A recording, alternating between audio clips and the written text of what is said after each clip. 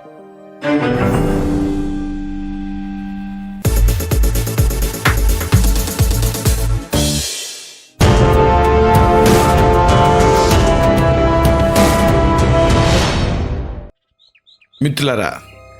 నమస్కారం.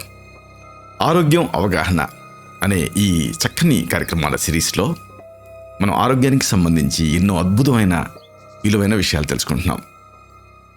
ఈ వీడియోలో మనం తెలుసుకోబోయేది ఒక ఆసక్తికరమైన విషయం, చిన్న పెద్ద అందరికీ అవసరమైన విషయం.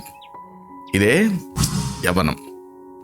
మిమ్మల్ని యవ్వనంగా ఆరోగ్యంగా ఉంచేటటువంటి కొన్ని చక్కని సాంప్రదాయ ఆయుర్వేద చికిత్సా పద్ధతులు, వీటిని మనం వివరంగా ఈ కార్యక్రమంలో తెలుసుకోబోతున్నాం. చూడండి, అందం వల్ల ఆత్మవిశ్వాసం కలుగుతుంది, ఆత్మవిశ్వాసం వల్ల ఆరోగ్యం కలుగుతుంది.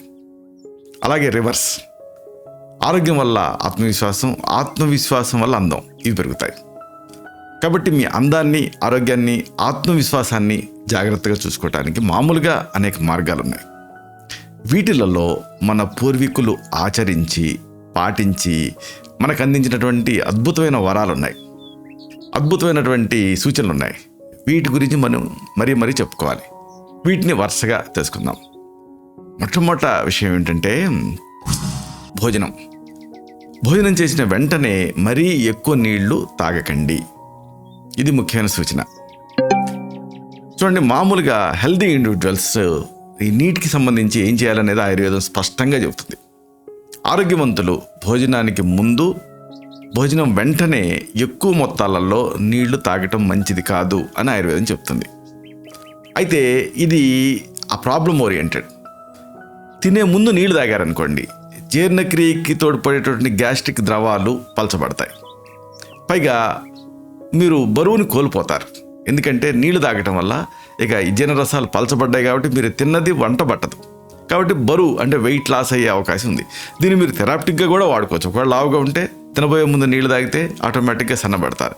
కానీ ఒకవేళ మీరు హెల్దీ వెయిట్లో ఉన్నారనుకోండి, అప్పుడు తినబోయే ముందు నీళ్ళు తాగారనుకోండి, ఉన్న బరువుని కోల్పోయే అవకాశం ఉంటుంది. ఎందుకంటే జీర్ణరసాలు పలచబడతాయి, ఇండైజెషన్ కూడా వస్తుంది.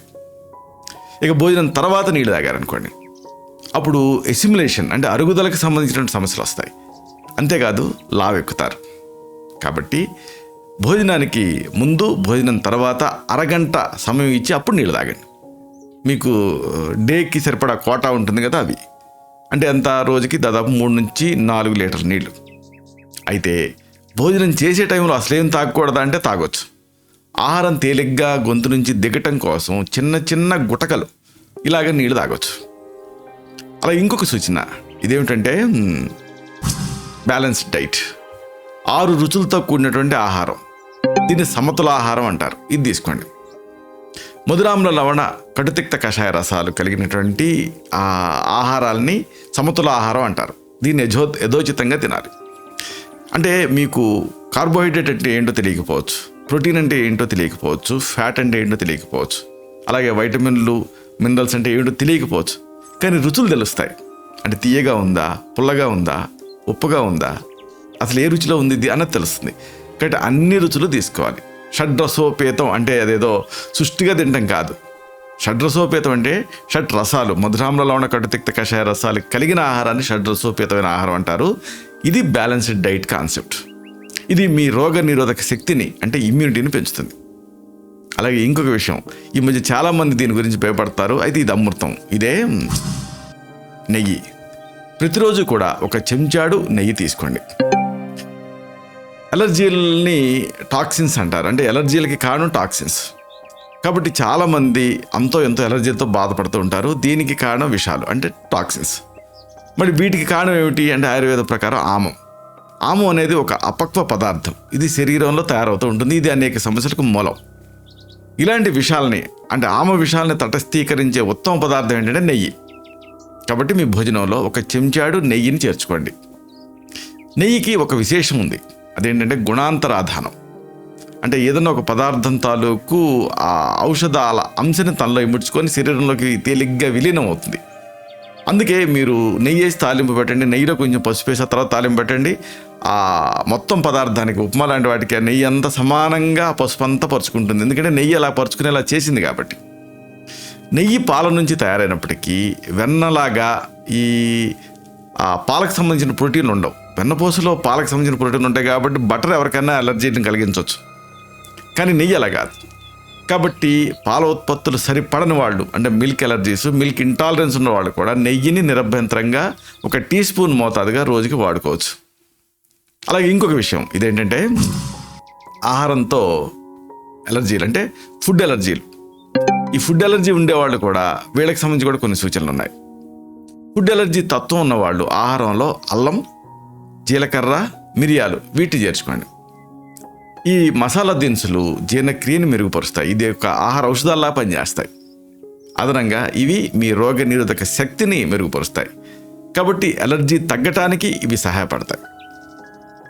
మీరు తాగుతారే టీ, దీనికి కాస్తంత దంచిన అల్లం ముక్కల్ని కలిపి మరగబెట్టి ప్రతిరోజు తాగొచ్చు.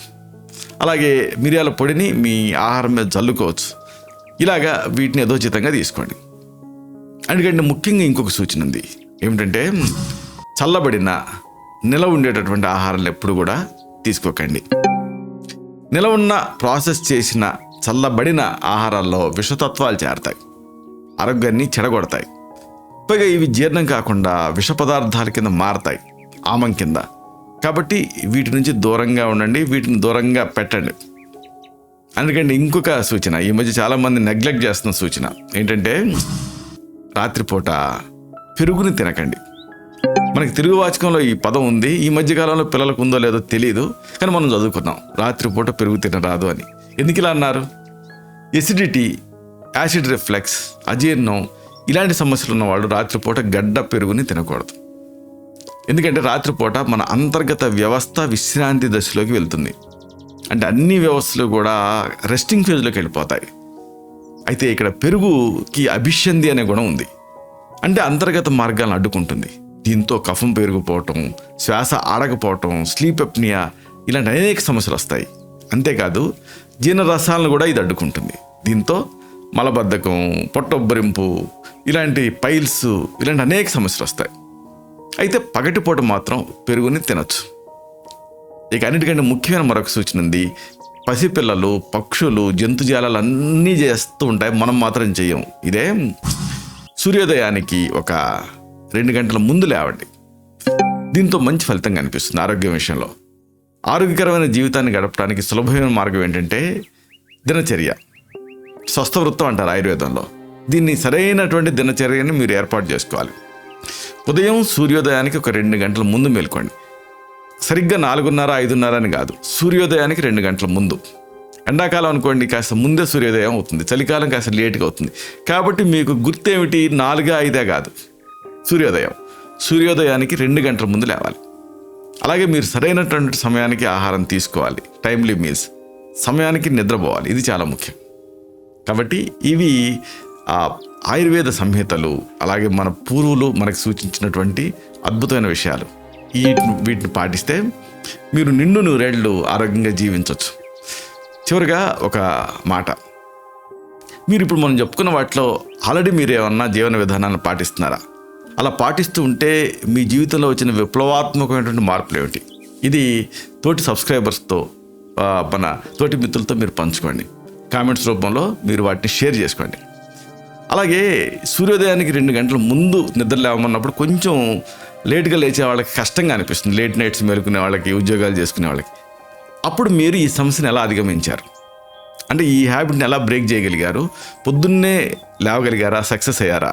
అయితే మీరు సక్సెస్ అయినటువంటి ఆ ఫార్ములా ఏంటి? అంటే మీకంటూ ఒక విధానం ఉంటుంది కదా, దాన్ని కూడా మన సబ్స్క్రైబర్స్తో పంచుకోండి. అంటే కొత్త అలవాటుని, పొద్దున్నే లేవటం అలవాటుని ఎలా అలవర్చుకోగలిగారు? దానివల్ల మీరు పొందినటువంటి ఆరోగ్య లాభాలు ఏమిటి? మానసికంగా ఎలాగా ఫీల్ అయ్యారు? ఈ విషయాలన్నీ కూడా మన తోటి సభ్యులతో మీరు పంచుకుంటే అది వాళ్ళకి ఫస్ట్ హ్యాండ్ ఇన్ఫర్మేషన్ అవుతుంది. ఇలాంటి మరిన్ని ఇన్ఫర్మేటివ్ వీడియోస్ కోసం ఈ ఛానల్ సబ్స్క్రైబ్ చేసుకోండి. అలాగే ఈ వీడియోలు అప్లోడ్ అవడంతోనే ఆ విషయం మీకు తెలియడం కోసం బెల్ బటన్ని క్లిక్ చేయండి. అందుకంటే ముఖ్యంగా ఇలాంటి మంచి విషయాలు 10 మందికి ఉపయోగపడటం కోసం ఈ వీడియో తాలూకు లింక్ని మీ సర్కిల్స్తో షేర్ చేసుకోండి. శతం జీవ శరదో వర్ధమానః, శతం హేమంతాన్ శతం వసంతాన్. 100 శరత్తులు, 100 హేమంతాలు, 100 వసంతాలు వర్ధిల్లుతూ జీవించండి. Stay healthy, stay happy, be positive, keep smiling, stay safe. Love you all. శుభం.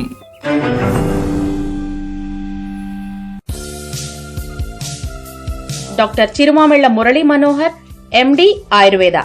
Raksha Ayurvedalaya, plot number 13, Ramamurthy Nagar, CBCID Colony, Hydernagar, Hyderabad 5,85,000. Telangana State, India. Landmark, Kukatpally area, Metro Train pillar number A663. Email, muralimanohar2008@gmail.com. Website address www.muralimanohar.com.